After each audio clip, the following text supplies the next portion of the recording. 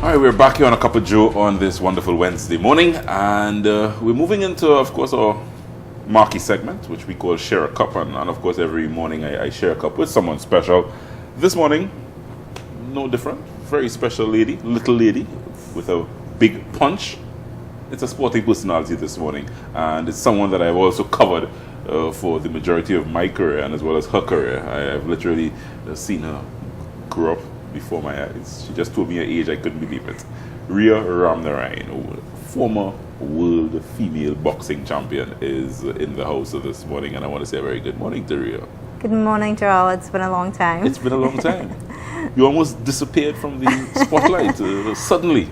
I've been concentrating on preparing myself for life after boxing. Yeah? Yeah. So you're at that phase now where you're looking at life after the sport. Yes, yeah? yes, definitely. Is it that because most sporting fans would know that you've not been in the ring. When last have you been in the ring? I think about almost 2 years ago. That's right, yeah, 2 years. So what has occupied you? Not in the ring. I know we're sharing a cup, but I won't share just about everything. All right, before you tell me that, let me share a cup with you. What are you drinking? I'll have some water, thank you. Some water? Yeah. All right, just some water for real. Yeah. Yeah. So tell me, what have you been up to? Well, I've been getting back into the classroom, so to speak. Right now, I'm actually doing the Defense Force PTI course. Okay. So I'm pretty much occupied with that. Before that, I've been exploring different options in terms of business. I've also spent quite a few months with the Amateur Boxing Association, working as a coach, particularly with the female boxing team. Yeah. All right. So, hey, thanks, Dale. Thank you very much. Yeah, got fancy water there. Of course. Never got a glass of water, anything like that. Only a drink. Yeah, and that in itself was quite an experience. So, I have the option if I want to get into coaching after, or if I wanted to, be a physical trainer. So, yeah, I'm broadening my horizons. Right. But do you feel, I'm seeing some cheeks. I haven't seen cheeks. Your face is always so well toned, but I'm seeing some Stop cheeks. rubbing it in, Joe. I'm just seeing what I'm seeing. So is it that you're not thinking about venturing back into the ring at all, or that is still undecided? It's still undecided. I won't say that I'm not competing anymore or that I've retired or anything like that. The option is still there. Actually, I'm still getting offers. Mm-hmm. Just about a month ago, I had a couple offers come in, but with this course that I'm doing is very, very intense and very time-consuming. It's very demanding. So definitely nothing until maybe September, October. Right. So it's I've achieved what I've set out to achieve plus some. So it's not a big fight up to get back into the ring. I could probably concentrate on getting someone else to fly that flag for the females. Mm-hmm. So. Yeah. I know you based on having, as I said, covered you as a journalist. Yes. But you've always just been that type of physical girl. You didn't own those dolly houses. You didn't own those.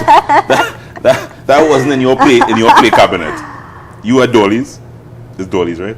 Yeah. You had dollies and tea sets and so on. No. I think I did. Yeah, I probably did. Yeah, but it didn't last too long. It didn't last too long. Not that I was, when did the boxing glove come into your hand? Actually, that came in late compared to a lot of athletes who start their careers very young. Right. I did not start boxing until like around 19. I started the gym at 16. Right.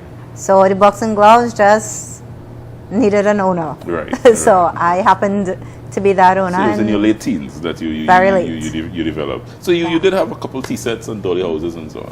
Yeah, I think I did. I think I more probably had marbles, pitch marbles, right. but a little tomboy kind of. But then again, see, because I come from very humble beginnings, and while we did have playtime, it was always a rush to get things done, to go to the garden, but I did have my girl days, if you want to put it that way. My father, we would break beach and go to the beach. Right, right. So I had a lot of fun stuff, but more on the more physical side, catching crab, as we say, you know, fishing, stuff like that. So no. Having been involved in the sport for such a long time, women involved in boxing, it just seems that always is a little oxymoron. There's been a whether or not that should be pursued. Would you encourage young girls to pursue the sport? Oh, definitely. You know, there is no reason why they should not pursue boxing. I mean, yeah, the difference, there's a major difference. You do get hit and you have to be able to hit someone.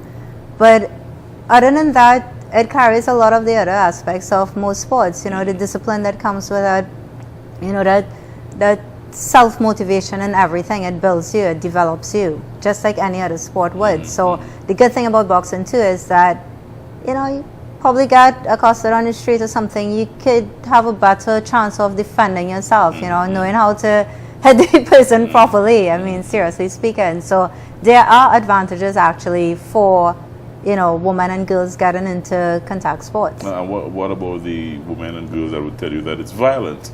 How would you respond to that? Statistics would show that injuries take place a lot less in boxing than some of the other sports, like say rugby or ice hockey or even football. Right? When you look at it, it's not. I mean, yeah, you get hit.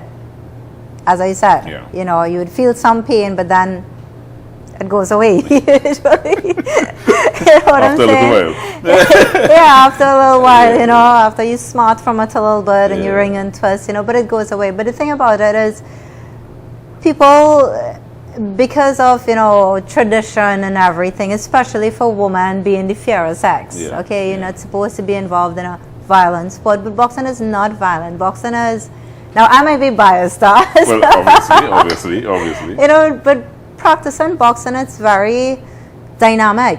You know, you have to pull so much together, you know, mentally and physically, and keeping it all together while trying to evade someone hitting you. And when you can really achieve that, when you can conquer that skill, then it's like, you know, mission accomplished. It's really that feeling of real accomplishment. But did you have, I mean, throughout your career, you were known as a little boxer, the little boxer from Trinidad and Tobago, and you were that sort of little boxer, a little aggressive, always well to that perception of a young female getting involved in a sport like boxing. Was there? Did you have those sort of things to deal with in like society? Negativity and stuff.